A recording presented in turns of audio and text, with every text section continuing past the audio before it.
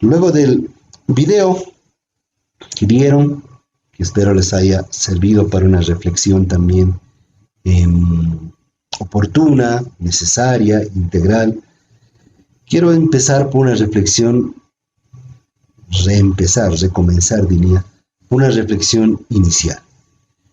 Eh, y quisiera que ustedes se respondan mentalmente. Si fueras el cliente de un abogado, ¿te gustaría que tu abogado fuera contando a todo el mundo las confidencias que le hubieras hecho en su despacho? ¿Te gustaría que tu abogado defendiera también a la parte adversa? ¿Te gustaría que tu abogado te aconsejara presentar una demanda por el mero interés económico de cobrar un arancel, una minuta de honorarios? Con seguridad ya te has respondido a la pregunta negativamente. A nadie le gustaría, porque tu abogado ahí te está jugando mal, te está traicionando, no está cumpliendo su objetivo en la causa que le estás contratando o el patrocinio que le estás pidiendo. Entonces la respuesta sería, no te gustaría. Y si fueras abogado, bueno, ya lo son todos ustedes, solamente les falta el acto solemne de juramento y de entrega de credenciales. ¿Te gustaría que el abogado contrario hiciera uso en los tribunales de las comunicaciones que hubiera mantenido contigo en una negociación? ¿Te gustaría enterarte por el cliente que otro compañero lleva semanas llevando el caso que tú llevas? Una práctica que yo he visto en la profesión libre, de la cual he tenido el placer de estar por varios años, es que generalmente el otro abogado, yo aumentaría una pregunta más, lo que hace es estudiar el caso gratuitamente, le rebaja el honorario y te quita el cliente. No te gustaría tampoco eso. Bueno, ninguna de estas situaciones te gustaría. Entonces, ahí vamos entendiendo que deben haber algunos principios, algunas pautas deontológicas para que esto no suceda. Alguien me preguntaba en algún momento, pero ¿dónde están esos principios, esos códigos deontológicos? ¿Están en la norma? ¿Están en los mandamientos de Couture? En la universidad nos enseñan ello. Hemos tratado, la verdad es una aproximación. Queremos a futuro tener un curso más largo, tal vez con varias sesiones y demás. Pero bueno, estamos en ello, construyendo.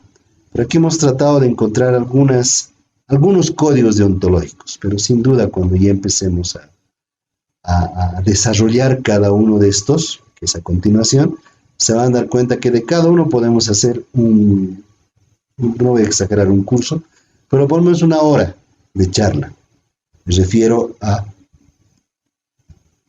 las 7 razones por las cuales podríamos responder para qué sirve la deontología de la abogacía.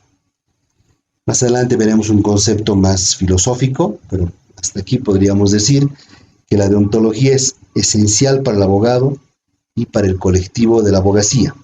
Cumple numerosas finalidades, todas eminentemente positivas, que favorecen a la idea del abogado humano, responsable, honesto, diligente y eficaz que toda la sociedad demande. Pero ¿cómo entiendes que este abogado, o cómo podría este abogado ser considerado humano, responsable, honesto, diligente y eficaz? Hemos encontrado algunos de estas razones, algunos de estos códigos deontológicos. Por ejemplo, podríamos decir que la deontología define el comportamiento correcto del profesional con sus clientes y con otros profesionales. Ese te gustaría, no te gustaría, creo que aquí podría ser entendido como un código deontológico, como una razón que es necesaria en la deontología, porque la deontología define el comportamiento correcto del profesional con sus clientes y con otros profesionales. Humaniza la profesión la deontología. ¿No? Les he dado varios ejemplos cuando repasamos los memes. Es decir, es importante, yo no voy a desacreditar ni voy a tapar el sol con un dedo al decirles que no es importante el honorario, es importante. De eso vivimos. Especialmente quienes más están en la profesión libre tienen que cobrar. Es más, el Ministerio de Justicia y Transparencia Institucional también debe atender reclamos por falta de pago de honorarios y demás. Es nuestra función, no solamente atender denuncias y atender reclamos del cliente por un mal comportamiento del abogado, sino también viceversa. Es importante, pero que no sea lo más importante, que por lo menos mantengamos un equilibrio. Estamos pensando hacer servicio social. Recientemente la ley financiera ha sido reglamentada, se habla del servicio social obligatorio, descolonizador, etcétera. ¿Por qué no nosotros como abogados, para ingresar a la función pública cuando queramos, hagamos ese servicio? Atendemos gratuitamente a sectores vulnerables, estamos humanizando nuestra profesión y eso es lo que te permite hacer eso la deontología. Sirve de orientación y guía del abogado, es decir, tú puedes adoptar estos criterios deontológicos a partir de la práctica de los mismos. Nos compromete con nuestra profesión y refuerza el colectivo. Si 1, 2, 3, 4, 5 abogados generan una mala imagen del colectivo, 1, 2, 3, 4, 5 abogados pueden generar lo contrario. Pueden generar una buena imagen del abogado. Me refiero a todos los rubros: la judicatura, la fiscalía, la profesión libre, la función pública, etc. Tiene carácter disuasivo y disciplinario. Ahí también va a entrar en su momento el juzgamiento de un abogado por mala conducta. Contribuye a la credibilidad y a la imagen pública de la profesión. Ahí hay una especie de encuesta de satisfacción. Yo les pregunto a ustedes que están por jurar para ser abogados y ejercer a nivel nacional, ¿cuál imagen que tiene la sociedad del abogado en este momento? Yo he leído algunas encuestas, he revisado algunas páginas y estamos, creo que, debajo de la policía, con suerte. Somos de las profesiones la peor vista, somos de las profesiones la que tiene muchos problemas de credibilidad e imagen. Pero está también en nuestras manos el mejorar ello, ¿no? Con su granito de arena, como les dije hace un rato, 4 o 5 abogados van a contrarrestar a 4 o 5 abogados que no hacen quedar bien en nuestra profesión. Es importante es que persigue el constante perfeccionamiento en las tareas profesionales. Me refiero a que podamos lograr a través de la deontología también la constante superación, la especialización. Tiene un importante rol el Ministerio de Justicia a través de la Dirección del Registro Público de la Abogacía, pero en convenio, en alianzas público-privadas con las universidades, con los colegios de abogados y otros, para poder lograr este constante perfeccionamiento de los abogados en las tareas profesionales. Este es un curso de inducción, un curso básico que lo estamos instituyendo en esta gestión, pero posteriormente hablaremos de otros cursos más desarrollados, y ya no solamente para la habilitación del ejercicio profesional, sino para el ejercicio profesional propiamente. Consideramos que eso es necesario. Garantiza al cliente y con ello a la sociedad la prestación de un servicio basado en los pilares de la honestidad, probidad y confianza. No podríamos ir redondeando que la deontología te permite garantizar al cliente y con ello a toda la sociedad la prestación de un servicio, porque es un servicio, decíamos al principio, un servicio a la sociedad basado en los pilares de la honestidad, probidad y confianza. Algunas de las razones, les decía, estas razones nos pueden fácilmente tomar una hora en su análisis, hacer ejemplos, hacer ejercicios, retroalimentar. Más adelante ya pensaremos seguramente en un curso un poco más largo, y no solamente antes del juramento, sino durante ya el ejercicio profesional. Pero son algunas de las razones por las cuales pensamos que la deontología es importante para el ejercicio de la abogacía. Y aquí tenemos ya una definición más académica. Es la rama de la filosofía que trata sobre la moral del abogado y la forma de actuar con su cliente. El profesional del derecho tiene que defender los intereses de su patrocinado, actuando siempre con la verdad y teniendo en cuenta su ética profesional. Deontología y ética están estrechamente vinculados entre sí, Lo que queremos es regular, aunque es difícil, la moral del abogado a través de la deontología, y debemos darle códigos deontológicos, como les decía al principio. Ya es un código deontológico de por sí, la propia definición de abogado. Si ustedes recuerdan algún curso de introducción al derecho, alguna cátedra de introducción al derecho de deontología propiamente en la universidad, van a encontrar que viene del latín ad auxilium vocatus o advocatus, el llamado para auxiliar, ¿no? Ese es el abogado. Es decir, esa sociedad donde se encuentran dos posiciones posiblemente diferentes para solucionar y encontrar una sola posición, requieren de alguien, requieren de este llamado para auxiliar, que es el abogado.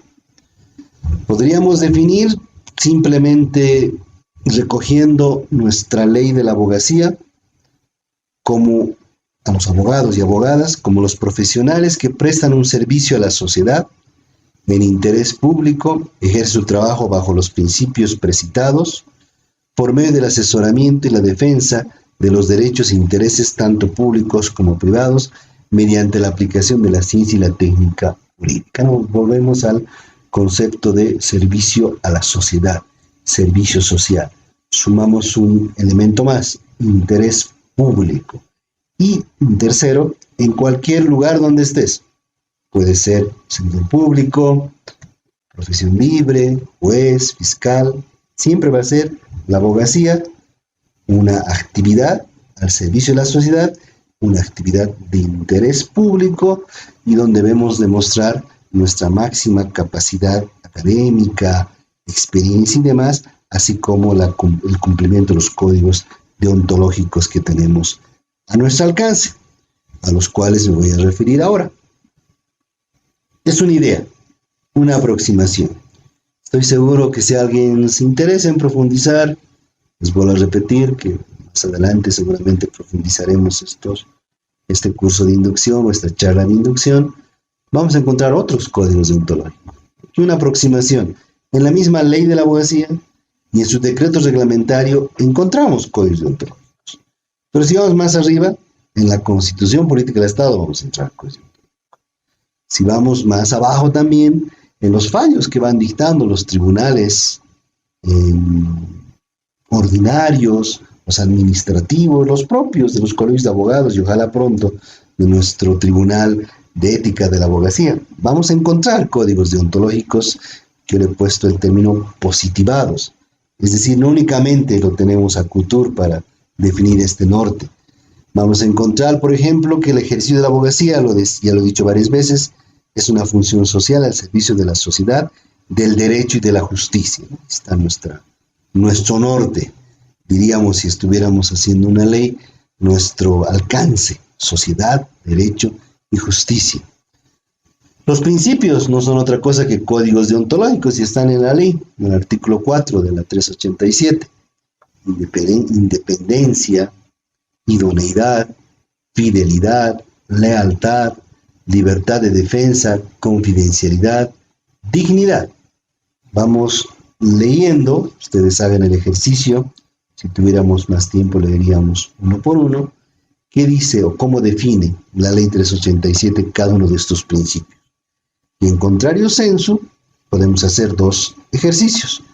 Uno, el incumplimiento de estos principios en un ejercicio práctico es causal, seguramente, es falta ética causal de responsabilidad del abogado. Y así en contrario sensu, si ustedes cumplen adecuadamente estos principios o códigos deontológicos, se aseguran de que están actuando correctamente y evitan cualquier tipo de responsabilidad. El otro día me preguntaba la prensa cuántos casos tenemos a nivel nacional sin resolver en el tribunal, en los tribunales departamentales y nacionales. Aproximadamente 720 casos sin resolver. Ahora con los tribunales esperemos llegar a 0 mora procesal, pero son hartos casos, si se dan cuenta.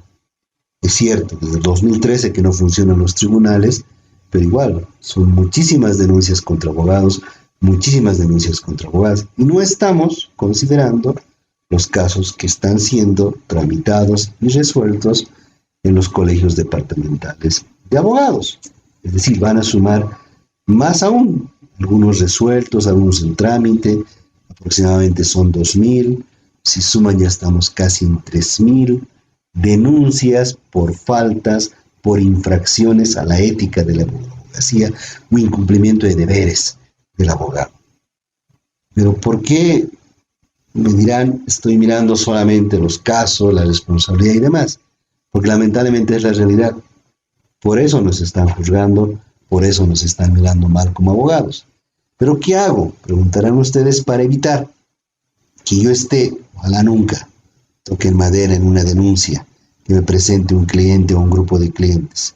Cumplir estos principios, cumplir los códigos deontológicos, actuar correctamente, cumplir con esa función de servicio a la sociedad, al derecho y a la justicia, cumplir no solamente con estos principios, también con tus deberes. Después voy a volver a los derechos, los deberes del abogado, que entre otros podríamos ver algunos de ellos, por ejemplo, defender con lealtad y eficiencia los intereses de sus patrocinados, observar en todo momento una conducta íntegra, honesta, ecuánime, digna y respetuosa del ordenamiento jurídico, facilitar o promover la conciliación u otros medios alternativos de solución de conflictos cuando se encuentren previstos por ley. Y hay más deberes del abogado. Si ustedes leen la ley de la abogacía, su decreto reglamentario, normas dispersas en algunos otros ordenamientos jurídicos, Código de Procesal Civil, Código de Procedimiento Penal, Ley de Orden Judicial, etcétera, van a encontrar que son varios deberes que el abogado debe cumplir. Yo me animaría a hacer un compilado de todos esos deberes, poner en mi bufete, si voy a estar en la profesión libre, en mi oficina, si voy a trabajar en una entidad pública o en la orden judicial o fiscalía, y estar pendiente de sus deberes para no incumplirlos y para, por el contrario, cumplir con estos códigos deontológicos que te manda la ley de la abogacía. Pero como tenemos deberes, también tenemos derechos, ¿no? Es más, un derecho es el que lo van a ejercer después de este curso de inducción, van a través del registro, la acreditación, recepción de su credencial y juramento, van a tener la habilitación para ejercer a nivel nacional la profesión de abogado. A partir de este derecho inicial de un abogado, ustedes pueden ejercer los demás derechos. Ser tratados con respeto y consideración, percibir honorarios profesionales de acuerdo a la presente ley, arancel, o ya veremos más adelante, a la inviolabilidad por las opiniones verbales o escritas que emitan, a no ser excluido de beneficios, garantías, información técnico-laboral, por el hecho de pertenecer a algún o no a algún colegio, etcétera, etcétera, ¿no? Entonces tenemos derechos, tenemos deberes, aquí hay más deberes, informar a la persona patrocinada sobre los asuntos de su interés, guardar los bienes o documentos que la persona patrocinada le hubiera entregado.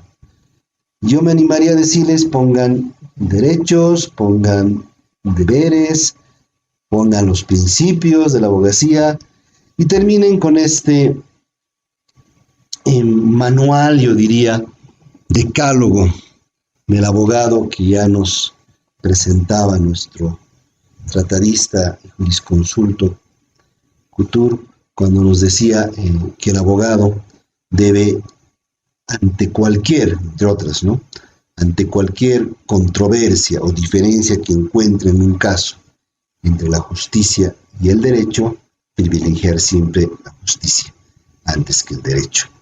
Es decir, tenemos que aprender la norma, pero también tenemos que entender que nuestra función es eminentemente social. Nuestra función debe deberse a la sociedad, a nuestro cliente y a nuestros principios deontológicos que de por sí nos dan un código de comportamiento como abogados y como abogados.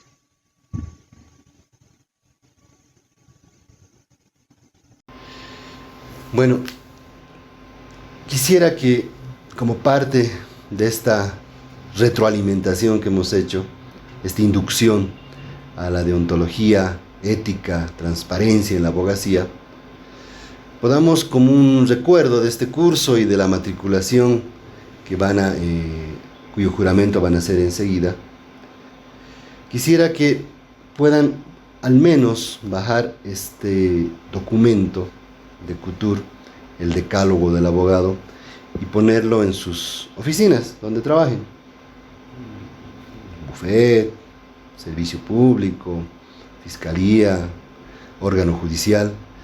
Porque si ustedes van repasando, no les diré todos los días, una vez al mes, estos 10 mandamientos del abogado, van a recordar todo lo que hemos visto durante esta reflexión. ¿Qué manda la deontología para el abogado? En nuestro caso boliviano, la ley 387 ha recogido prácticamente los 10 mandamientos, si empezamos a leer la ley artículo por artículo. Entiendo también que a partir de las atribuciones que tiene el Ministerio de Justicia, de velar por el correcto ejercicio profesional de la abogacía, establecer y ejecutar las sanciones por infracciones a la ética, promover actividades académicas o investigativas, podemos, a partir del día de hoy, día importante para ustedes que se van a matricular, van a habilitarse para el inicio profesional, empezar a trabajar en una faena coordinada. Ustedes como abogados matriculados, registrados, habilitados, nosotros como ministerio que los vamos a necesitar como ustedes nos van a necesitar. Les reitero, como decíamos al principio, no solamente el RPA es un registro, o sea, no solamente sirve para la matriculación, va a servir para controlar el cumplimiento de los deberes, para permitir el ejercicio de los derechos, en su caso también para procesar a los malos abogados, pero también para ayudar a los buenos abogados. Entonces hagamos un equipo de trabajo a partir de su matriculación, hagamos que las atribuciones del Ministerio de Justicia versus sus derechos, versus sus deberes, puedan hacer una verdadera conjunción para cumplir el objetivo de la abogacía, que es una función social, una función de carácter social al servicio del Estado. Muchísimas gracias, espero les haya servido el evento rápido de capacitación o inducción a su matriculación y bueno, les doy ya por adelantado la bienvenida al ejercicio de la profesión.